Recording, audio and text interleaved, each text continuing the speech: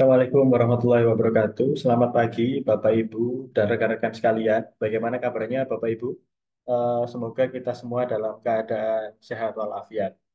Ya, saya ucapkan selamat bergabung di webinar series yang ke-56 ya, yang diadakan oleh KMMB bekerjasama dengan ISMA. Dan kali ini kami mengangkat tema yaitu Valuation Secret Transforming Numbers into Business Goal. Nah, baik Bapak Ibu, sebelum kita memasuki ke sesi webinar ya, izin saya perkenalkan terlebih dahulu pemateri kita yang sangat luar biasa pada pagi hari ini, yaitu ada Bapak Andri Marsetianto. Beliau ini luar biasa Bapak Ibu, memiliki pengalaman ya kurang lebih 15 tahun di bidang finance seperti itu. Ya, mungkin saya izin menyapa terlebih dahulu. Selamat pagi Pak Andri. Selamat pagi, Mas Rido. Selamat pagi, Mas Rido. Ya, bagaimana kabarnya Pak Andri? Luar biasa. Oke, sudah siap ya Pak ya, menyampaikan materi. Baik, Ya, baik Pak.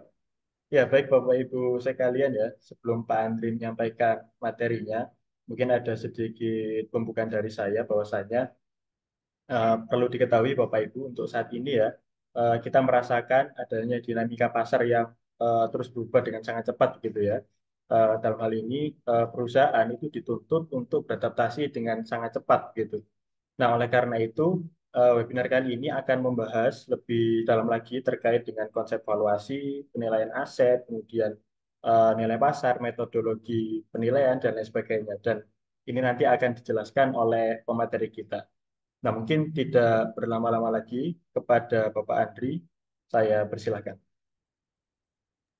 baik. Terima kasih, Pak Dido. Selamat pagi, Bapak Ibu sekalian em, yang ada di webinar ini. Salam kenal. Perkenalkan saya Andri. Saya merupakan expert di bidang finance dan juga saya tergabung di KMMB. Jadi sebagai awal bahwa saya membawahi ataupun diberi amanah untuk bisa membantu atau mengembangkan KMMB untuk menjadi konsultan strategic finance dan berhubungan dengan manajemen untuk bisa menjadi yang terdepan di secara nasional di bidang konsultan. Pada hari ini kami membuat webinar yang kiranya unik ataupun berbeda dibandingkan yang lain karena mengangkat tema valuasi, di mana valuasi ini sangat diperlukan oleh perusahaan, baik itu sedang berkembang ataupun mungkin sedang downturn ataupun sedang turun ataupun sedang mencari investor seperti itu.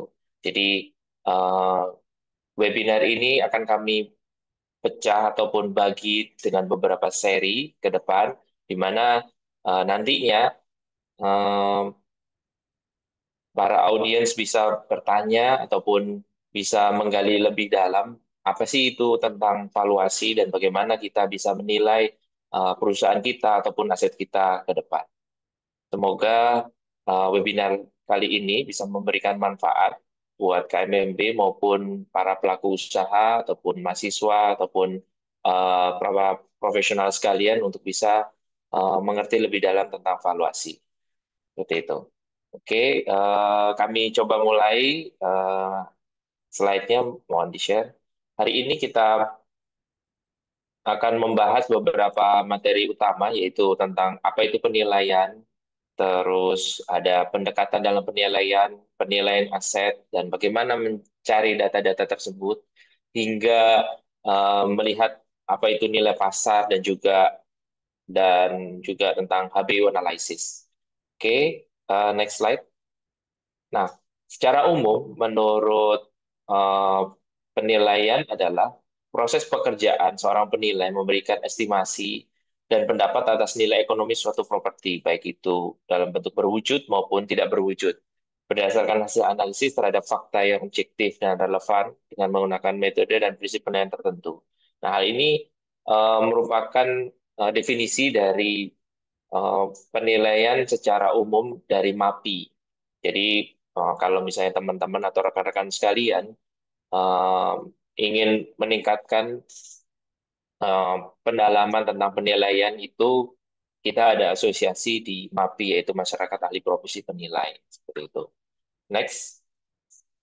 Nah, kita sering berhadapan dengan eh, apa itu harga atau apa itu biaya dan apa itu nilai. Jadi kita bagi dari tiga hal yang sangat berbeda dari secara konteks. Harga itu merupakan sejumlah uang yang diminta atau ditawarkan dan dibayarkan atas suatu aset karena kemampuan, motif keuangan, motivasi, dan di mana harga itu berbeda dengan nilai berdasarkan anggapan pihak lain. Jadi harga itu misalnya kita membeli barang, membeli susu, ataupun membeli barang di supermarket, harga merupakan sesuatu yang sudah tertera di sana. Kemudian ada konsep biaya. Nah, biaya ini adalah sejumlah uang atau usaha yang diperlukan untuk menciptakan suatu aset. Ketika aset telah diperoleh atau diciptakan, biaya itu merupakan suatu fakta. Jadi di apa namanya di lapangan kita melihat misalnya orang mau bangun rumah. Nah, itu ada biaya bangun yang nanti akan tertera ataupun terlihat di RAB-nya seperti itu. Nah, konsep terakhir yaitu ataupun nilai, nilai itu merupakan suatu opini atas manfaat ekonomi ke depan, atas kepemilikan suatu aset atau harga yang paling mungkin dibayarkan untuk suatu aset dalam pertukaran. Di sini kita kembali tadi, aset ini bisa dibagi dua, baik itu tangible atau dalam bentuk barang maupun intangible ataupun dalam bentuk merek seperti itu. Jadi nilai bukan merupakan fakta, tapi juga merupakan sesuatu nilai tukar yang bisa dibayarkan ketika kita melakukan suatu investasi ataupun jual beli yang sifatnya tertentu seperti itu. Jadi kita bisa membedakan antara harga, biaya, dan nilai. Jadi nilai merupakan sesuatu yang berkenaan dengan masa depan seperti itu.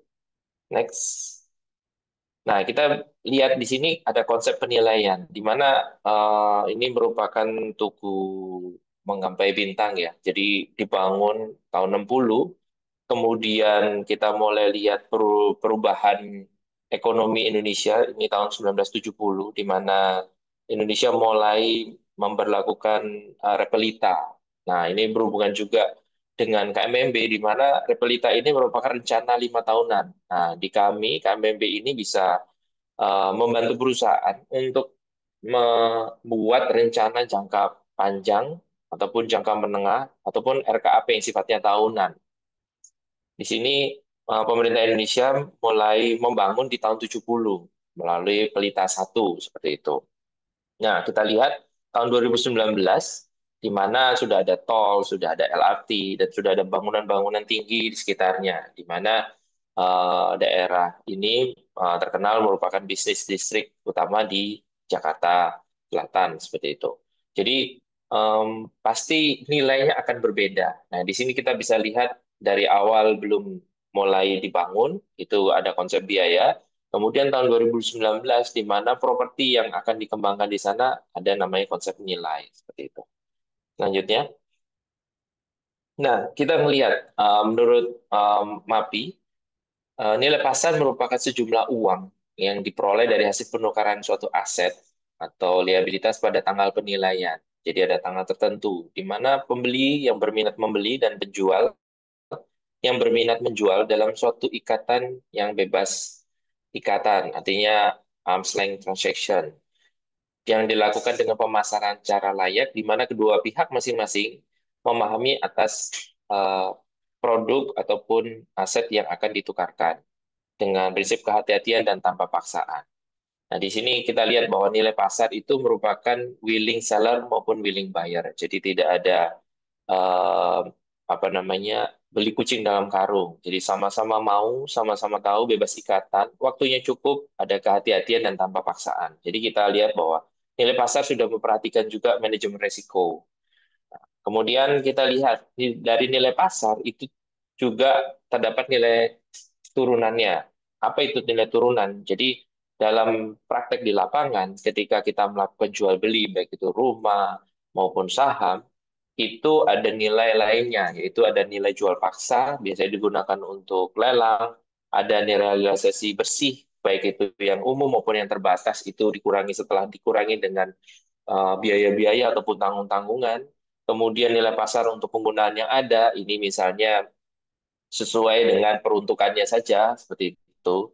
Atau nilai pasar yang dipindahkan, misalnya ada bangunan di atasnya yang dipindahkan, kecuali tanahnya, serta ada nilai sewa pasar. Nah, di sini peran utama adalah dilakukan oleh penilai karena mereka mempunyai izin baik itu dari Departemen Keuangan. Kami di KMMB membantu untuk bisa memperkirakan berapa nilai taksiran pasar dari suatu transaksi tersebut. Seperti itu. Tentunya kami juga mengacu kepada metode dan apa namanya pengetahuan yang sama dengan para penilai tersebut. Seperti itu. Selanjutnya, nah, kita melihat beberapa faktor yang mempengaruhi penilaian. Nah, dalam hal ini kita lihat yang sesuatu yang fisik, artinya aset, di mana pada prinsipnya nilai properti dapat dibentuk, dipelihara, ataupun dirusak dengan ada beberapa faktor yang mempengaruhi.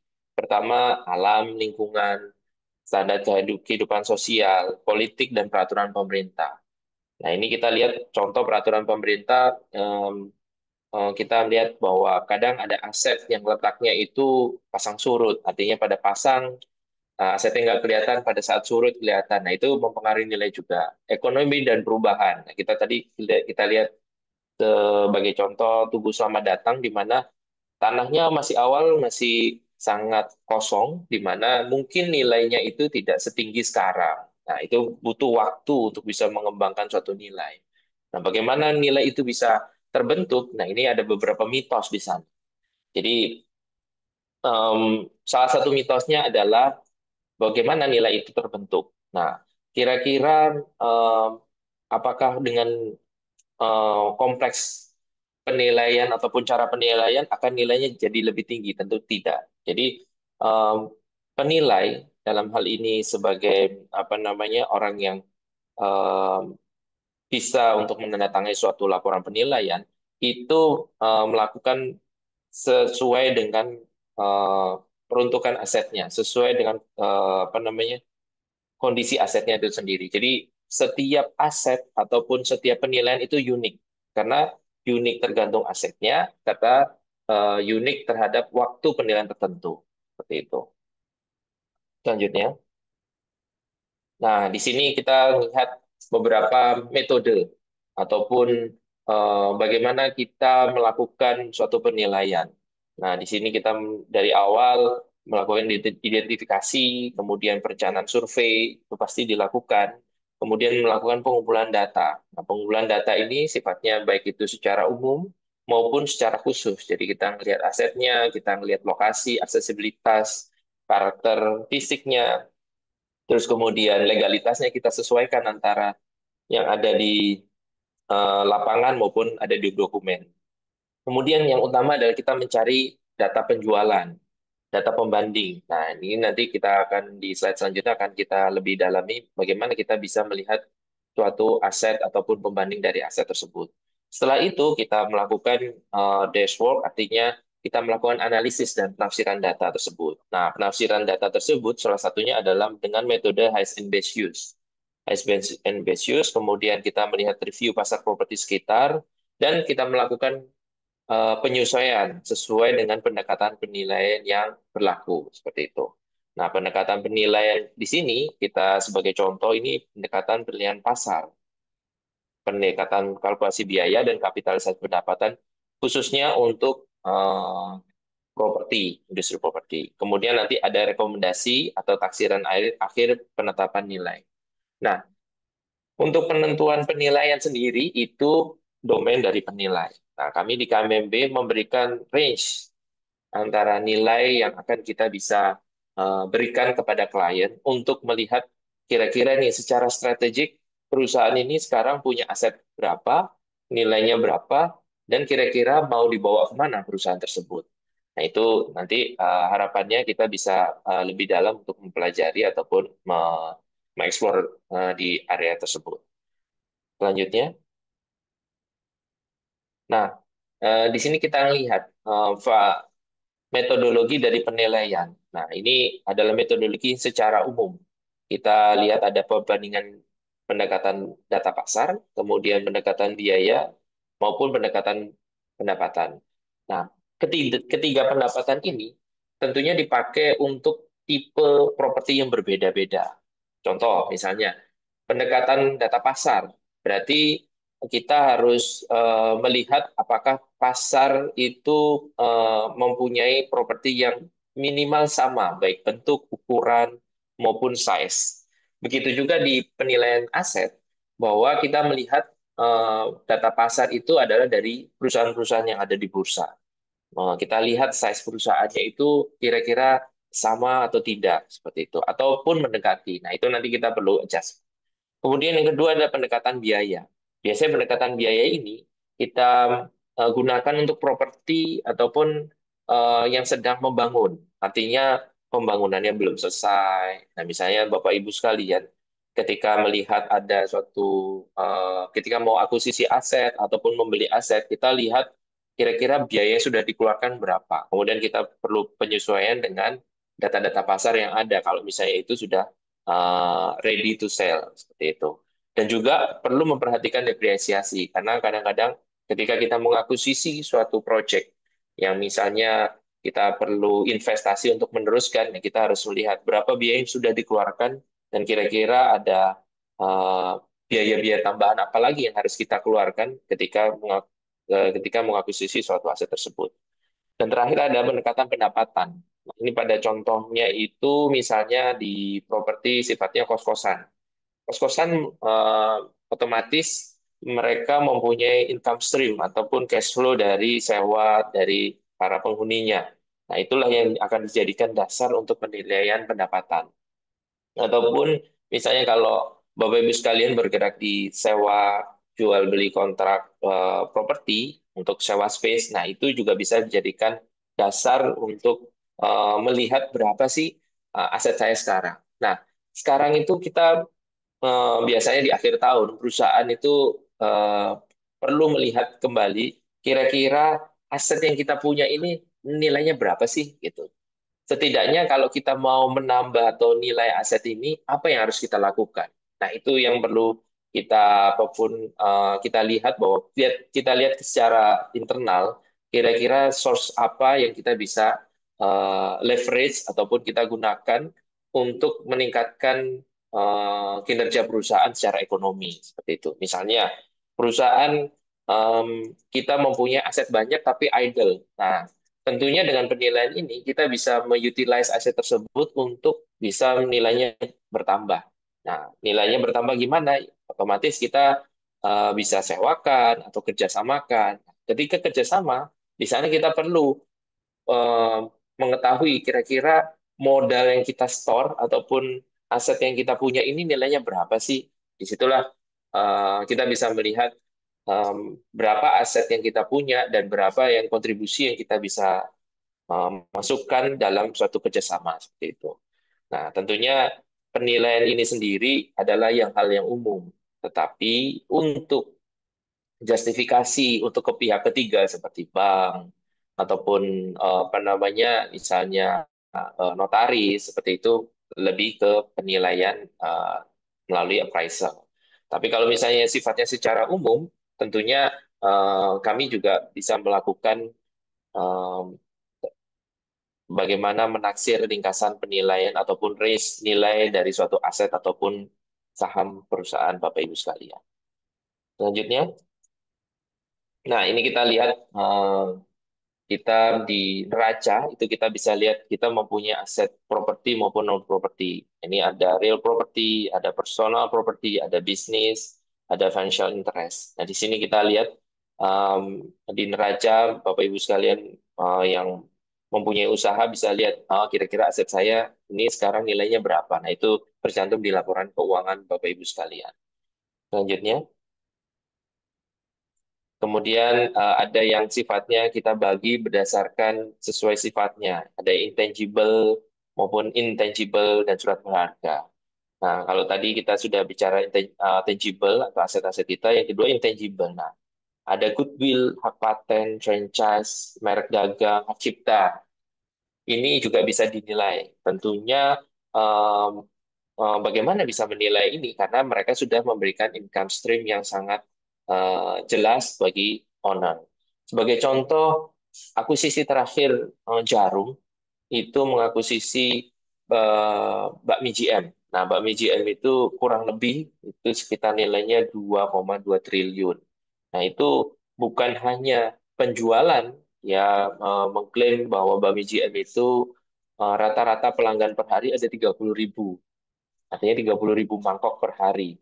Nah, bagaimana bisa menilai kok bisa dibeli harga 2,2 triliun? Tentunya itu selain nilai aset, plus nanti ada goodwill, ada paten, ada merek, dan sebagainya yang akan dimasukkan di sana sebagai tangible asset. Jadi Bapak Ibu sekalian jika mempunyai suatu bisnis, nah kembangkanlah merek. Nah, nanti seberapa merek itu bisa dikembangkan, nah itu bisa kita nilai eh, seberapa range untuk bisa kita sesuai dengan metode yang ada. Selanjutnya, oke. Nah, sekarang dalam penilaian yang utama adalah bagaimana kita bisa menilai aset kita yang kita punya, tentunya berdasarkan data yang ada. Contohnya kalau misalnya kita melalui kita punya aset properti, otomatis kita bisa tanya ke notaris ataupun kantor pajak, berapa sih nilai aset kita sekarang berdasarkan NJOP atau PBB. Kemudian kita bisa lihat browsing dari email, browsing dari website, itu beberapa website menampilkan harga jual ataupun harga sewa dari properti yang ditawarkan. Kemudian kita bisa juga sourcing dari majalah-majalah properti yang ada ataupun dari berita-berita yang ada mengenai aset-aset yang sedang dijual. Kemudian kalau misalnya kita menilai bagaimana menilai aset yang sedang dibangun ataupun ada kita mau akuisisi gedung yang sedang proses pembangunan, kita akan bekerja sama nanti dengan quantity surveyor, di mana mereka merupakan um, ahli di bidang untuk mengestimasi biayanya. Selain itu, kita juga bekerja sama dengan partisipan pasar. Artinya kita bisa berkomunikasi dengan agen properti, pihak perbankan, atau kontraktor, ataupun tetangga, ataupun internal agent yang bisa memberikan eh, range harga seperti itu.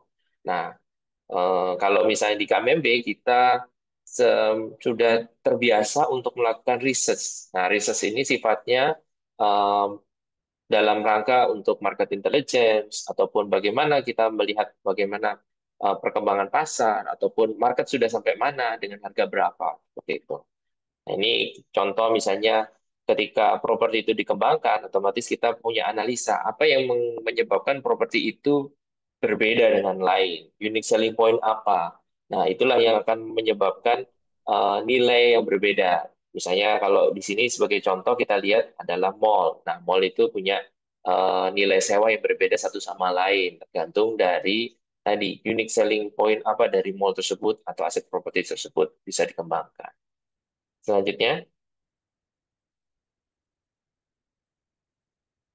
nah kita melihat tadi ada highest and basis analysis. Tapi sebelum itu kita coba melihat bahwa apa sih sebelum kita melakukan analisa highest and basis secara lebih kompleks, kita bisa melihat analisa pasar.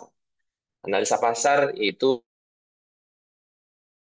properti itu sedang baru dibuka, ataupun misalnya saham itu pada saat IPO hari pertama, kita akan melihat bagaimana supply dan demand itu terbentuk, di mana harga yang ada itu menunjukkan supply dan demand. Tapi nilai dari suatu properti itu berkaitan dengan ekspektasi ekonomi yang akan kita terima di masa mendatang. Jadi kita bisa melihat um, bagaimana harga terbentuk, nilai itu bisa terbentuk. Nah, tadi tergantung tadi kita bisa memvalidasi ataupun mengkurasi dari partisipan pasar yang ada.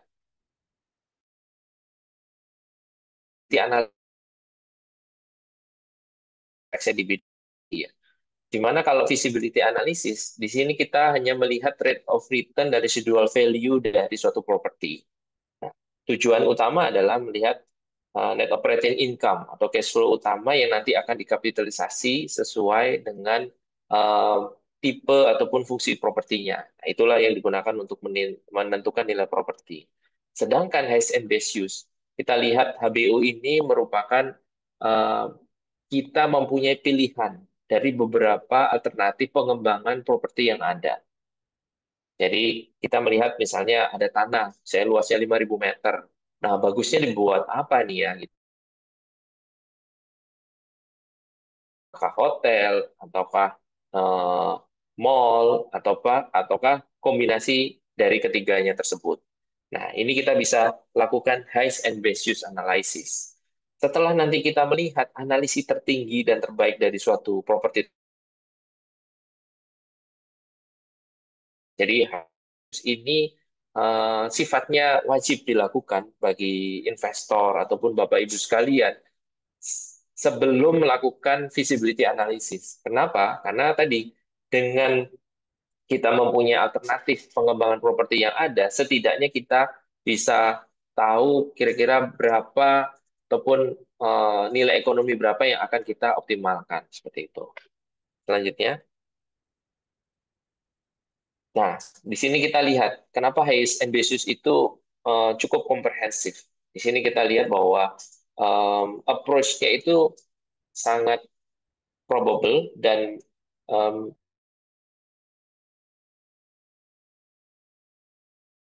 fisik. Secara fisik ini struktur dan peraturan di lapangan, secara legal ini memang apa namanya diperkenankan baik itu di lingkungan tersebut maupun secara perizinan pemerintah. Kemudian secara financial visible dan terakhir adalah maksimal produktif. Nah, secara financial visible dan maksimal produktif ini ada dua hal yang berbeda. Di mana secara financial itu artinya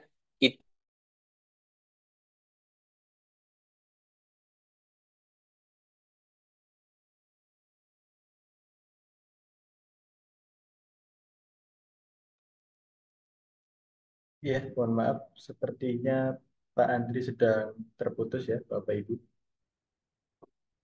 Ya, mungkin kita sambil menunggu Pak Andri menyampaikan materi, sambil saya ingatkan kepada Bapak Ibu yang mungkin eh, ada pertanyaan gitu ya, bisa disiapkan Bapak Ibu. Karena nanti di akhir sesi akan ada sesi diskusi interaktif yang akan langsung dijawab oleh pemateri kita, yaitu Bapak Andri.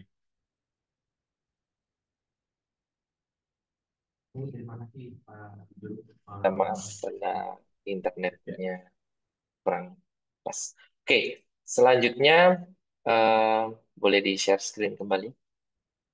Oke, tadi tentang HBU analysis. Di sini kita melihat bahwa hal yang utama adalah maksimal produktif. Jadi ketika properti kita bangun, kita harus melihat bahwa dalam jangka panjang ini akan memberikan return yang optimal buat pemilik lahan. Jadi tidak hanya secara keuangan, tapi produktivitasnya itu perlu kita ukur. Nah, di sini kita mempunyai alternatif pengembangan properti yang ada dari beberapa yang kita sudah research. Nah, kemudian nanti hasilnya tadi kita akan lakukan FS. Jadi ini merupakan tahap awal yang baiknya tidak dilewatkan agar kita ketika mengembangkan suatu properti tidak mangkrak ataupun tetap produktif ketika misalnya terjadi perubahan ekonomi ataupun yang lainnya. Jadi kita punya alternatif untuk pengembangan tersebut seperti itu. Nah, oke, selanjutnya. Nah, mungkin ini beberapa slide terakhir. Jadi kalau di sini kita melihat tentang penilaian bisnis. Di sini kita lihat em, guideline public company method. Itu kita melihat bagaimana perbandingan penilaian berdasarkan metode penilaian kita lihat dari pembanding data pasar yang ada perusahaan di bursa. Kita lihat banyak perusahaan di bursa dengan berbagai jenis industri. Terus kemudian kita bisa akses datanya secara umum, baik itu dari Bloomberg ataupun dari sekuritas. Nah, tapi tadi kita menilai perusahaan tertutup dibandingkan dengan perusahaan terbuka. Kadang itu size-nya tidak sama, ataupun data-datanya juga industrinya unik-unik nih. Kita tidak bisa punya pembandingnya. Nah, inilah perlu tadi konsultan ataupun penilai yang membantu Bapak Ibu sekalian untuk bisa menentukan penilaian bisnis yang pas dengan metode yang pas sesuai dengan perusahaan Bapak Ibu sekalian. Selanjutnya,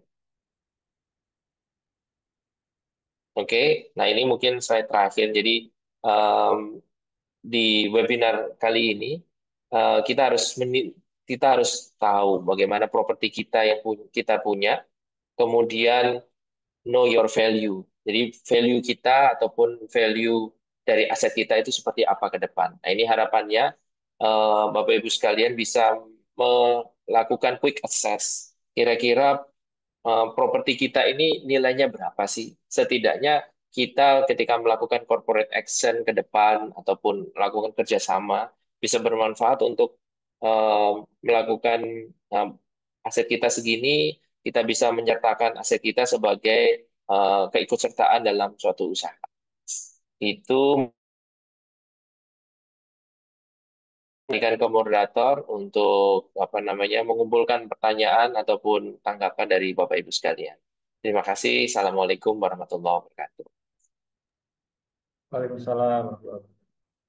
Ya, terima kasih kepada Pak Andri ya atas penyampaian materi yang sangat membuka wawasan gitu ya, dan juga mengawali pembahasan kita terkait dengan valuasi begitu.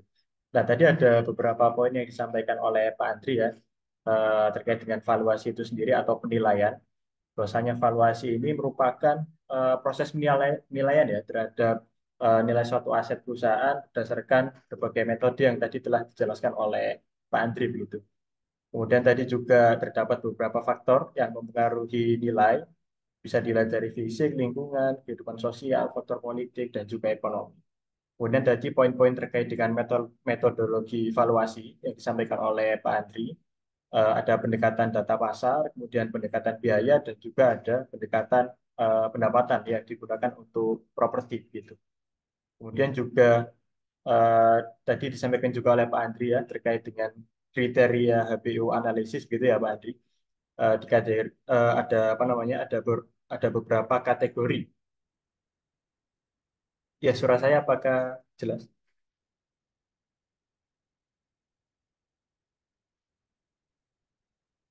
Ya, izin saya lanjutkan ya. Eh, dari poin yang saya catat tadi ada beberapa kriteria dari HBU sendiri, yaitu harus memenuhi secara legal diperbolehkan, kemudian secara fisik memungkinkan, secara finansial layak, dan juga memberikan nilai maksimal gitu. Nah, kemudian Bapak Ibu, kita memasuki pada sesi diskusi. Saya persilakan kepada Bapak Ibu yang sudah memiliki pertanyaan gitu ya. Saya persilakan untuk bertanya. Sebelum itu saya ingatkan terlebih dahulu kepada Bapak Ibu yang belum mengisi link absensi kehadiran. Silakan mengisi link absensi kehadiran yang telah dikirim oleh tim KMNB melalui chat Zoom. Karena sertifikat kehadiran nanti akan dibagikan melalui WhatsApp grup KMNB. Selanjutnya, kepada Bapak Ibu yang memiliki pertanyaan ya, kami tunggu untuk menyampaikan pertanyaannya. Kemudian bagi Bapak Ibu yang tertarik untuk mengikuti webinar yang diadakan oleh KMB, bisa bergabung melalui link grup yang telah di-share oleh tim gitu. Dan juga bagi Bapak Ibu yang ingin menyaksikan tayangan dari webinar yang diadakan oleh KMB yang seri sebelum-sebelumnya, bisa mengunjungi melalui YouTube KMB atau juga bisa mengunjungi TikTok KMB Consulting atau juga bisa eh, melihat gitu ya update tentang layanan yang dimiliki KMB dari website kmb.co.id gitu. Baik, ini sudah ada satu pertanyaan ya dari Bu Naila. Dari Bu Naila, apakah bisa menyampaikan secara on mic?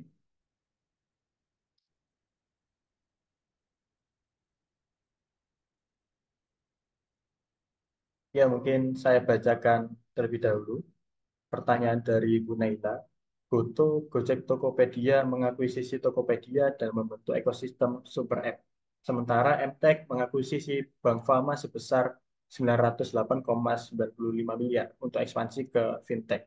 Apa faktor utama yang membuat valuasi dua bisnis dari industri berbeda bisa sebesar itu?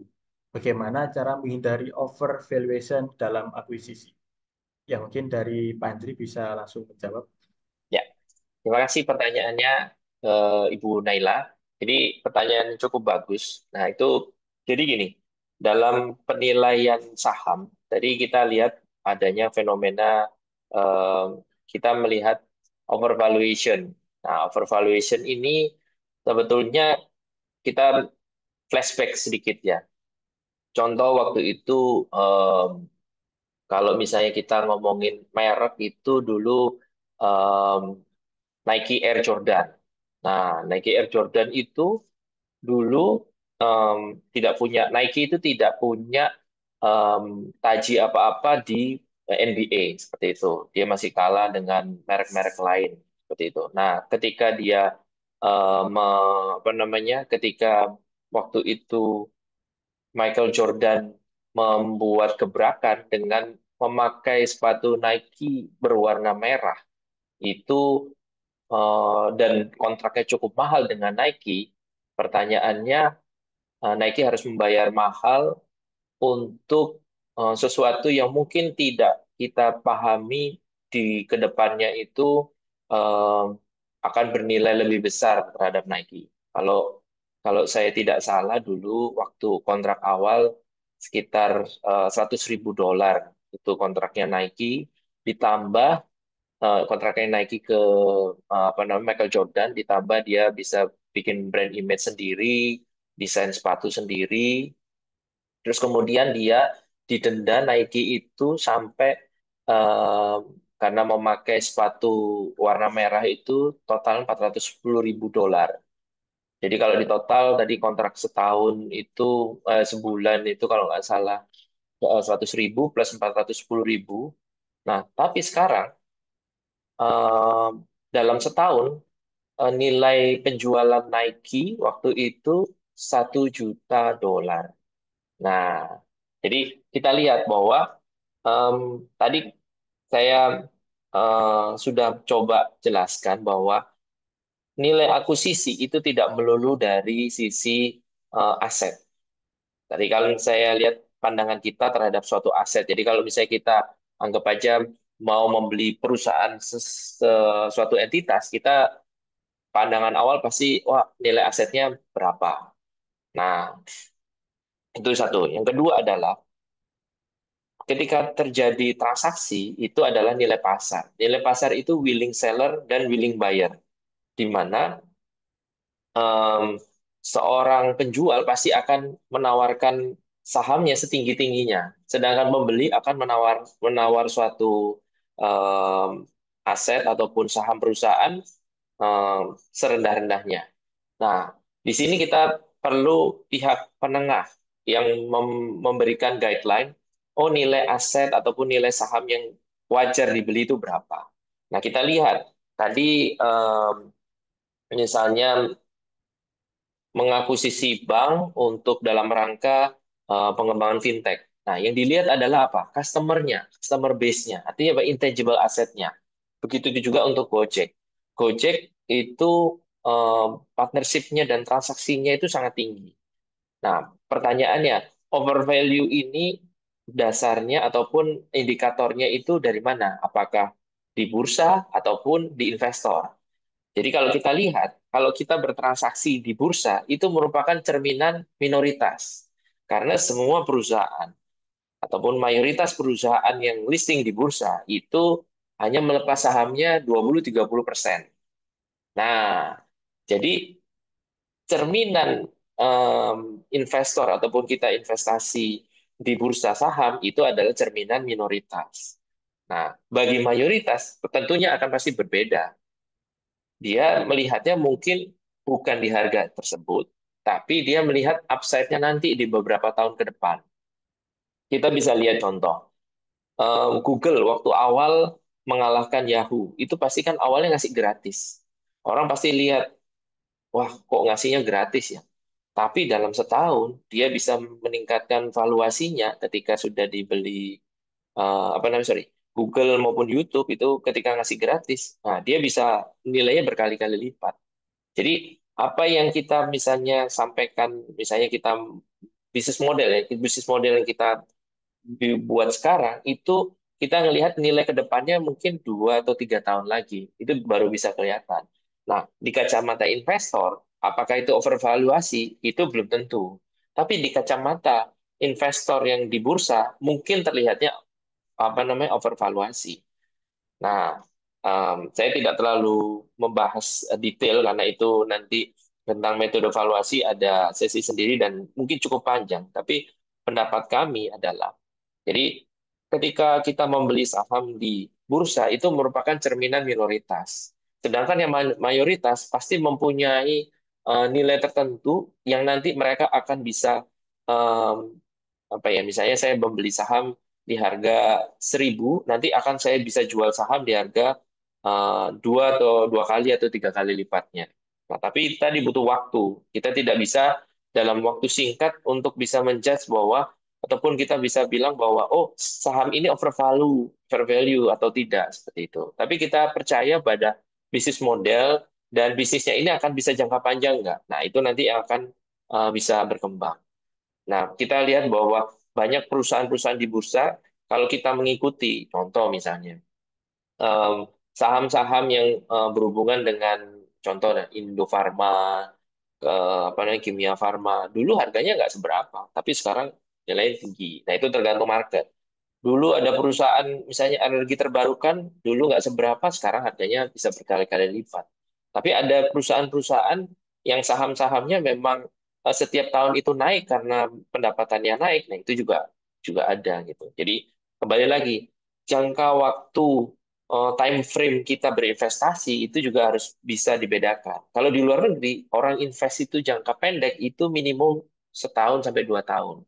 Tapi kalau di Indonesia, ini apa namanya berdasarkan wawancara kami ataupun tanya kolega, itu mungkin bisa setengah hari ataupun maksimal 1 hari gitu. Jadi ini time frame yang agak berbeda. Nah itu tadi valuasi itu kita berpikir jangka panjang gitu, di atas setahun lah. Minimal jangka pendeknya seperti itu. Jadi kita melihat time frame investor ataupun investasi kita agak panjang seperti itu. Begitu, mungkin jawabannya bisa bisa menjawab pertanyaannya. Terima kasih. Silakan untuk pertanyaan berikutnya. Ya, bagaimana dari Bu Naila? Apakah ada tanggapan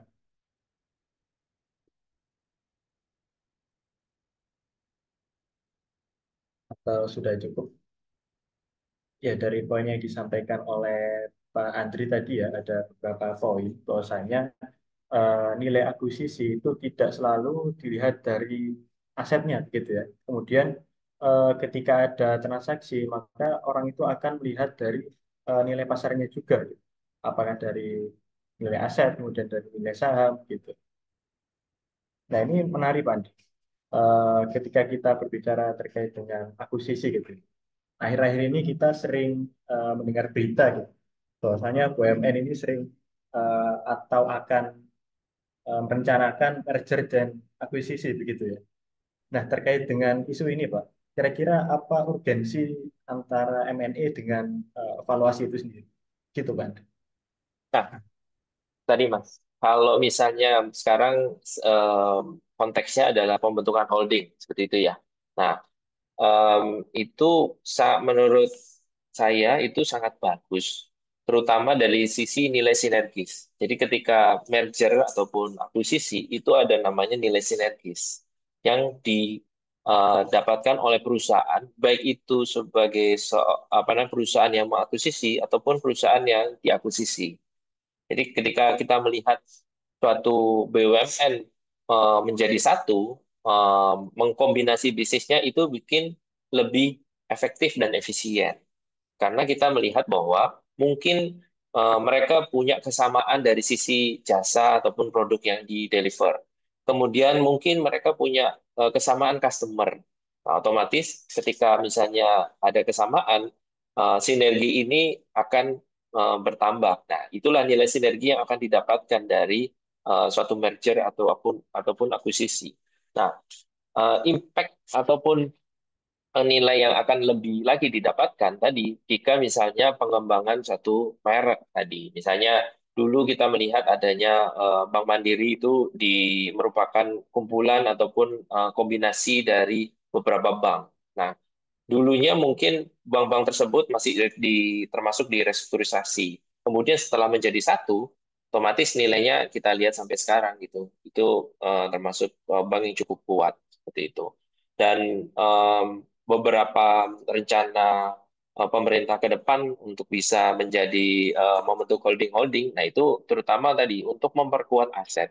Di mana aset-asetnya nanti pengelolaannya akan lebih terpusat, di mana holding tadi bisa mengembangkan apa yang dinamakan manajemen aset. Di mana manajemen aset ini khususnya tadi kalau misalnya terfokus nanti ada bagian tertentu ataupun satu divisi terbentuk dari sinergi tadi, itu akan meningkatkan nilai aset itu sendiri dibandingkan mereka harus mengelola yang cukup scatter di beberapa daerah di Indonesia seperti itu. Jadi nilai sinergis ini adalah impact dari nilai yang ya kita nanti hasil yang dapat dihasilkan dari suatu merger ataupun akuisisi seperti itu. Nah, mungkin secara resiko itu juga bisa kita ukur kira-kira setelah merger dan akuisisi ini ada beberapa resiko yang kita bisa apa namanya aware ataupun kita harus tes di sana. Begitu Mas Rido. Iya, baik. Terima kasih, Pak. Artinya bahwasanya dari merger and acquisition ini ada nilai sinergi yang terbentuk gitu. Kemudian juga dari holdingisasi ternyata juga berkaitan erat juga dengan valuasi gitu. Salah satunya dengan memperkuat aset. Baik, ini nampaknya sudah ada pertanyaan lagi Pak dari peserta ya. Coba saya bacakan dari Bu Cynthia Nur. Atau mungkin Bu Cynthia ingin on mic dan on kamera. Saya persilakan.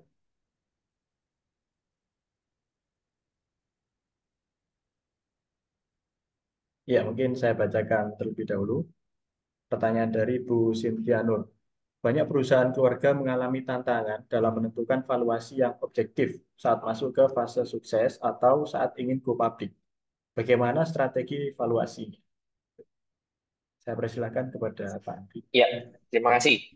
Ini apa namanya inline dengan apa namanya perkembangan sekarang di Indonesia dan juga inline juga dengan KMMB karena KMMB juga ada beberapa perusahaan yang kita bantu untuk apa namanya dalam fase suksesi dalam rangka pre-IPO kita bilangnya artinya persiapan untuk menuju ke publik. Jadi terima kasih pertanyaan Ibu Cynthia Nur. Jadi perusahaan em, keluarga yang ada di Indonesia ini punya masalah ketika nanti bagi-bagi warisan ataupun perusahaan tertutup yang kira-kira belum tahu nih nilainya itu seperti apa.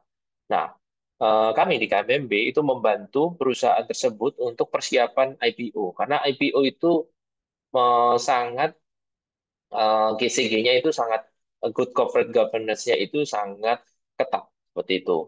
Dan juga di mana kita membantu perusahaan itu merencanakan visi misi 5 tahun ke depan, baik itu secara strategi maupun secara SOP maupun secara keuangan. Jadi strategi valuasi seperti apa yang kita siapkan, tentunya itu tergantung dari bisnis model perusahaan itu sendiri. Dan juga kita tentunya ketika melihat suatu nilai sekarang perusahaan ini seperti apa sebelum go public, otomatis kita harus mempunyai planning. Nah, kita perlu planning ke depan, baik itu secara strategik maupun secara keuangan.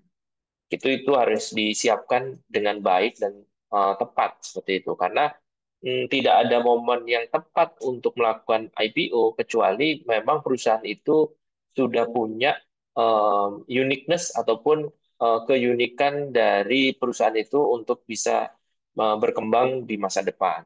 Tentunya banyak bisnis yang unik-unik yang bisa dikembangkan ataupun berkembang di Indonesia. Contoh ada sekarang perusahaan data center ataupun perusahaan ekspor di bidang ikan, ada perusahaan apa namanya software seperti itu dan lain sebagainya seperti itu. Nah, ini merupakan momen yang baik karena pemerintah ataupun regulator di dalam hal ini OJK telah membagi beberapa kemudahan untuk perusahaan tertutup atau perusahaan keluarga untuk go public.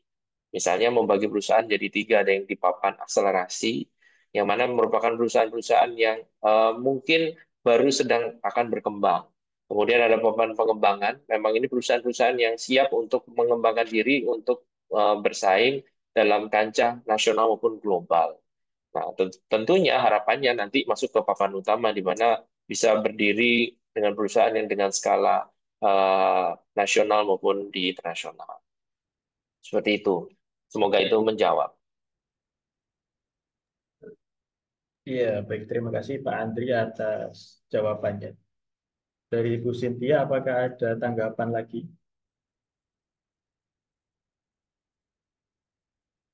Ya, sepertinya sudah sangat menjawab ya Pak Andri. Tadi pertanyaan dari Bu Cynthia. Artinya bahwasanya terkait dengan strategi evaluasi gitu ya, tergantung dari bisnis model perusahaan tersebut. Jadi sebelum melakukan IPO, perusahaan ini eh, perlu menggali keunikannya masing-masing gitu ya. Selain dengan menggali keunikan juga mungkin bisa meningkatkan nilai, kemudian memperbaiki internal improvement gitu, atau mungkin dengan perbaikan aspek keuangan perusahaan gitu. Mungkin kita lanjut ke pertanyaan selanjutnya dari Bapak Zidan. Bapak izin bertanya, seringkali investor kini mempertimbangkan faktor ESG dalam menentukan valuasi bisnis. Bagaimana cara kuantifikasi nilai dari keberlanjutan dan tanggung jawab sosial dalam valuasi perusahaan? Silakan, Pak Andri. Ya, terima kasih Pak Zidan atas pertanyaannya. Ini pertanyaan kekinian, di mana OJK sendiri tahun 2025 itu sudah menerbitkan standar laporan keberlanjutan bagi perusahaan-perusahaan yang ada di bursa. Memang secara mandatori tahun lalu bursa ataupun OJK mewajibkan perusahaan yang bergerak di bidang keuangan itu mempunyai laporan keberlanjutan yang berhubungan dengan ESG juga seperti itu. Nah, kaitannya apa dengan antara tanggung jawab sosial dan valuasi perusahaan? Jadi seperti ini. Nilai perusahaan valuasi itu kita lihat bahwa ini merupakan kepemilikan saham. Saham itu kita bisa bilang ada namanya stakeholder, bukan shareholder. Ketika kita bilang itu shareholder, artinya pemilik saham secara langsung. Tapi stakeholder, bagaimana perusahaan ini mempunyai impact ataupun eh, berdampak sosial maupun ekonomi terhadap ekonomi yang ada di sana. Contoh misalnya, perusahaan pertambangan nikel ataupun smelter, bagaimana dia bisa meningkatkan rasio em, orang tidak bekerja ataupun penurunan rasio pengangguran yang ada di sana. Nah, disinilah kita melihat bahwa ketika perusahaan itu bisa merekrut tenaga lokal ataupun tenaga ahli yang sifatnya lokal di sana, otomatis akan meningkatkan ekonomi di sana. Nah, di sanalah salah satu faktor dari valuasi ataupun nilai perusahaan, kita melihat adanya keberlanjutan. Di mana dalam salah satu metode pendapatan, ketika perusahaan ini going concern, artinya mempunyai apa ya income stream atau pendapatan jangka panjang yang lebih panjang umurnya dibandingkan perizinannya, otomatis nilai perusahaannya akan meningkat. Makanya salah satu indikator ataupun faktor yang digunakan untuk menilai perusahaan yang sekarang adalah dalam bentuk tanggung jawab sosial maupun tanggung jawab lingkungan. Karena apa? Nah, perusahaan itu mau tidak mau bergerak ataupun beroperasi karena ada masyarakat sekitarnya. Jadi kita harus apa namanya melihat dari 360, tidak hanya melulu dari bisnisnya perusahaan, tapi impact bisnis tersebut terhadap lingkungan sekitar. Nah, ini dalam metode penilaian bisa dijadikan salah satu faktor untuk meningkatkan nilai karena going concern perusahaan ini dari misalnya cuman misalnya 10 apa 20 tahun bisa bisa 50 tahun dan selanjutnya seperti itu. Contoh misalnya pabrik susu, nah mereka harus bekerja sama dengan para peternak susu, koperasi susu.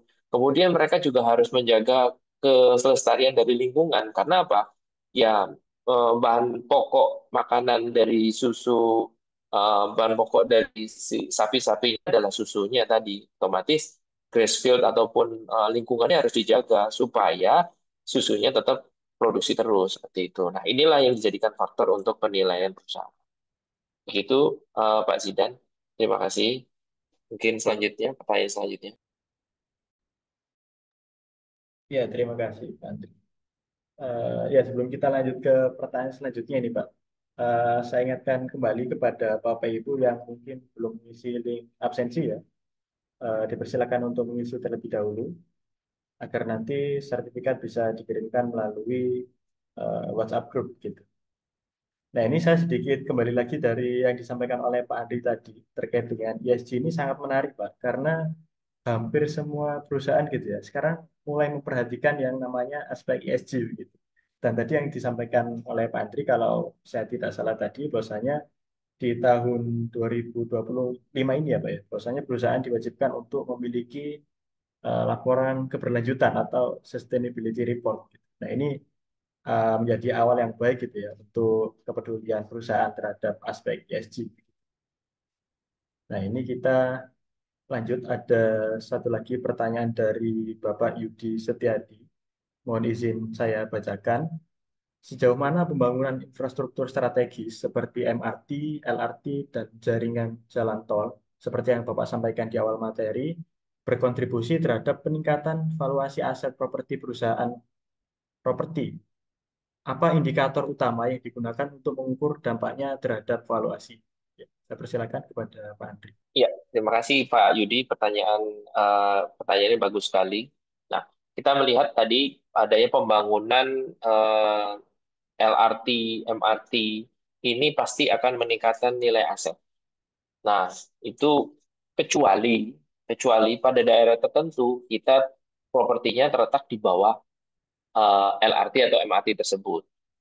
Artinya apa namanya, misalnya jauh dari jauh dari stasiun, tapi terletak di bawah, seperti itu kan eh, kadang-kadang tidak terlalu berdampak. Itu kita bisa mengukur bahwa dampaknya terhadap valuasi aset kita adalah kita melihat jarak ataupun keterisian dari properti yang kita punya itu sendiri, seperti itu. Jadi kita melihat kalau misalnya aset yang kita gunakan itu digunakan untuk rumah tinggal, otomatis nilainya akan segitu-segitu saja, kecuali kita terkena dampak dari pembebasan lahan, seperti itu. Nah, itu akan ranah dari penilai untuk menentukan berapa nilai jual ataupun nilai ganti ruginya. Atau kita bilang bukan ganti rugi ya Mas Rido, ganti untung sebetulnya.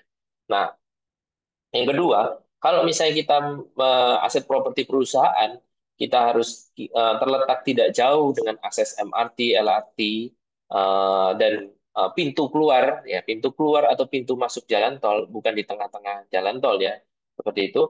Otomatis ya kita harus merubah keperuntukannya.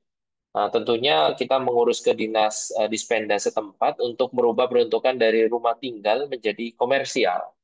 Karena itu syarat utama supaya aset kita lebih bernilai dibandingkan sebelumnya. Karena sebelumnya izinnya hanya untuk rumah tinggal. Nah, sekarang kita punya izin sebagai komersial. Nah, itu salah satu cara untuk meningkatkan valuasi dari aset itu sendiri. Misalnya tadi bisa jadi untuk rumah kos seperti itu.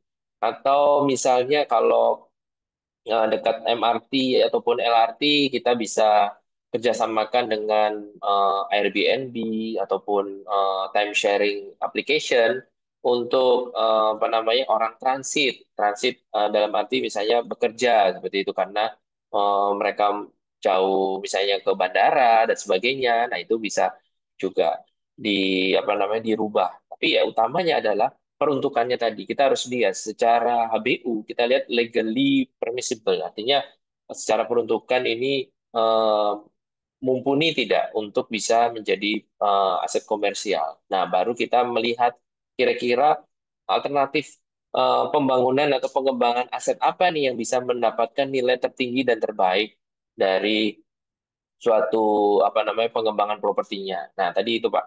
Jadi indikator utamanya adalah kita bisa melihat lingkungan sekitar. Nah, kita mengikuti kira-kira supply demand-nya kita harus ukur. Misalnya sekarang di kanan kiri kita sudah banyak tempat ngopi. Nah, tempat ngopi tapi tidak ada tempat co-working space-nya. Nah, mungkin kita bisa apa namanya, punya bisnis model sendiri, tidak harus sama dengan yang sana. Tapi kita harus mengukur kira-kira biaya untuk pengembangan tadi apakah itu memberikan return yang optimal nggak buat pemilik lahan. Nah, itu makanya kita tadi perlu membuat suatu perhitungan awal, kira-kira HBU-nya untuk aset yang Bapak punya di perusahaan Bapak yang punya ini seperti apa nih gitu untuk mengembangkan supaya asetnya ini nilainya meningkat. Nah, indikatornya apa? Base-nya adalah dari NJOP. Nah, NJOP saya sekarang berapa nih gitu. Saya harus bayar pajak tiap tahun ini berapa nih supaya nanti kita kembalikan nih kalau misalnya kita tingkatkan, tingkatkan ini sebulan dapat berapa nih minimal bisa menutupi harga NJOP ataupun biaya pajaknya tadi.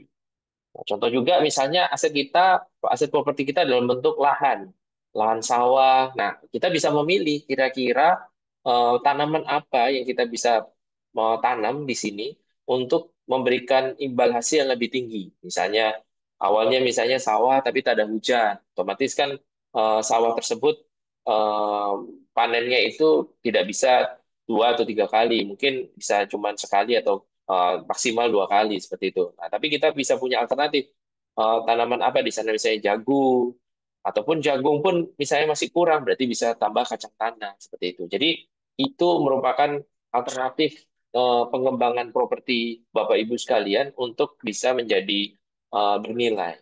Misalnya pun ternyata oh ini sawahnya tak ada hujan terus kemudian apa namanya orang di sini jarang ada yang bertani ya mungkin bisa dikembangkan menjadi gudang-gudang untuk penyimpanan beras dan sebagainya. Nah, ini kita bisa mempunyai alternatif pengembangan dari aset Bapak Ibu sekalian seperti itu. Tapi ya tadi kita indikator utamanya aset kita naik apa enggak ya tadi kita melihat NJOP yang kita punya ini berapa, nah terus bisnis apa yang kita bisa kembangkan untuk menutupi minimal untuk bayar sewa ataupun NJOP-nya tadi seperti itu. Begitu Pak Yudi, terima kasih. Ya, baik. Terima kasih, Pak Andri. Dari Pak Yudi, apakah ada tanggapan? Ya, sepertinya juga sudah sangat jelas ya yang disampaikan oleh Pak Andri. Ini tadi terkait dengan aset properti perusahaan, begitu ya, Pak ya. Jadi ternyata ada indikator utama tadi, salah satunya yaitu ada eh, peduli ya dengan lingkungan sekitar gitu. Jadi bagaimana cara untuk meningkatkan aset, yaitu salah satunya tadi yang disebutkan Pak Andri, yaitu dengan merubah ya, semisal ada rumah tinggal yang kurang produktif itu, bisa dirubah menjadi lokasi-lokasi atau tempat yang sifatnya komersial gitu, sehingga itu bisa meningkatkan nilai atau valuasi perusahaan gitu. Ya mungkin ini ada satu pertanyaan terakhir ya dari Bapak Robi Lasuk sebelum kita akhiri. Pak Robi mungkin ingin on kamera dan on mic juga. Ya, atau saya bacakan ya. Apakah ada biaya-biaya yang dikeluarkan untuk aktivitas Good Corporate Governance atau CSR dan lain-lain bisa diakui sebagai aset pada laporan keuangan, misalnya sebagai intangible asset? Terima kasih. Ya, terima kasih Pak Robi Lasut. Pertanyaannya eh, baik sekali. Jadi kita melihat tadi di sini kita lihat aset pada laporan keuangan. Nah, Bapak sampaikan bahwa biaya yang dikeluarkan. Jadi kalau di laporan keuangan itu sifatnya adalah biaya. Jadi biaya itu kita dimasukkan di rugi laba memang sebagai biaya. Dan di mana secara ketentuan biaya untuk CSR itu diatur. Misalnya di BUMN ada berapa persen alokasi itu untuk CSR. Ataupun kalau misalnya di swasta itu punya ketentuan sendiri berapa banyak ataupun berapa besar untuk CSR seperti itu. Jadi em, kita melihat bahwa eh, CSR itu merupakan biaya. Tapi kalau misalnya ditanya apakah ini bisa diakui sebagai aset intangible asset, saya rasa tidak. Kenapa? Karena impact yang ditimbulkan itu akan masuk ke bagian tadi, Pak. Misalnya going concern perusahaan, secara valuasi. Nah, kalau misalnya kita masukin di intangible asset itu lebih banyak kepada merek, ataupun paten yang kita punya. Artinya perusahaan itu memang berbisnisnya itu contohnya seperti ini. Saya membeli misalnya mohon maaf pakai merek ya, membeli merek air minum Le Minerale. Nah, itu misalnya harganya anggap aja di apa namanya yang agak besar itu 3.500. Tapi ada air mineral yang punya kadar oktannya atau misalnya pH-nya lebih bagus gitu seperti itu. Itu harganya bisa 4.500. Nah, artinya apa? Jadi merek itu yang berkenaan dengan apa namanya penjualan perusahaan. Jadi merek, paten dan sebagainya itu perlu diimpor setiap tahun. Artinya apa? Perlu disesuaikan. Jadi kalau misalnya itu biaya untuk GCG ataupun CSR itu merupakan biaya. Artinya perusahaan mengalokasikan biaya itu untuk sebagai peningkatan awareness. Artinya peningkatan awareness itu berhubungan dengan valuasi. Jadi masuk ke faktor valuasi. Tapi kalau sebagai intangible asset itu tidak bisa di-impair seperti itu. Misalnya contoh kita melihat kampanye air minum ada logo mendukung apa namanya timnas Indonesia itu bisa meningkatkan intangible asset. Tapi itu adalah biaya untuk bisnis, bukan GCG ataupun CSR seperti itu. Memang apa namanya konteksnya adalah biaya yang dikeluarkan untuk marketing seperti itu. Bagaimana dia meningkatkan nilai atau mempertahankan nilai brand awareness, brand equity perusahaan supaya bisa menjangkau lebih banyak dan apa namanya penjualannya bisa terkapitalisasi dari harga jualnya seperti itu. Jadi perusahaan pasti mempunyai ukuran ketika kita mengeluarkan biaya, berapa nih returnnya seperti itu. Bahkan di return on equity dari suatu brand itu juga bisa dihitung dari apa yang kita sudah keluarkan sebelumnya. Seperti itu. Semoga itu menjawab Pak Robi Lasu. Terima kasih atas pertanyaannya. Saya kembalikan ke moderator. Ya, dari Bapak Robi Lasut, apakah ada tanggapan? Ya, cukup Pak. Terima kasih Pak. Ya, baik. Terima kasih Bapak.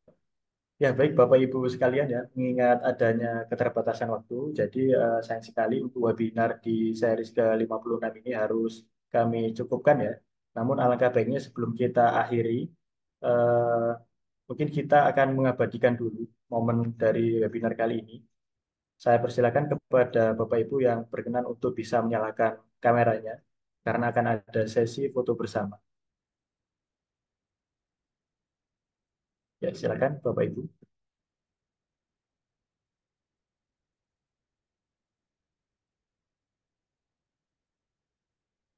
Di sini ada 4 slide ya, Bapak Ibu. Nanti akan saya pandu. Baik, bisa kita mulai dari slide yang pertama. Satu, dua, tiga. Baik, kita geser di slide yang kedua. Satu, dua, tiga. Kita geser ke slide yang selanjutnya, ketiga. Satu, dua, tiga. Ya, kita ke slide yang terakhir. Satu, dua, tiga. Ya, baik. Terima kasih, Bapak Ibu. Dengan berakhirnya sesi foto, maka berakhir pula sesi webinar pada pagi hari ini. Saya selaku moderator mengucapkan terima kasih kepada Pak Andri ya, yang telah memberikan banyak ilmunya kepada kami. Terima kasih juga kepada Bapak Ibu dan rekan-rekan sekalian yang telah mengikuti dan menyimak webinar dari awal hingga akhir. Semoga webinar series ini dapat memberikan dampak positif ya bagi Bapak Ibu maupun bagi perusahaan Bapak Ibu sekalian. Dari saya mohon maaf jika ada salah kata. Saya akhiri. Wassalamualaikum warahmatullahi wabarakatuh. Selamat Waalaikumsalam. pagi Bapak Ibu.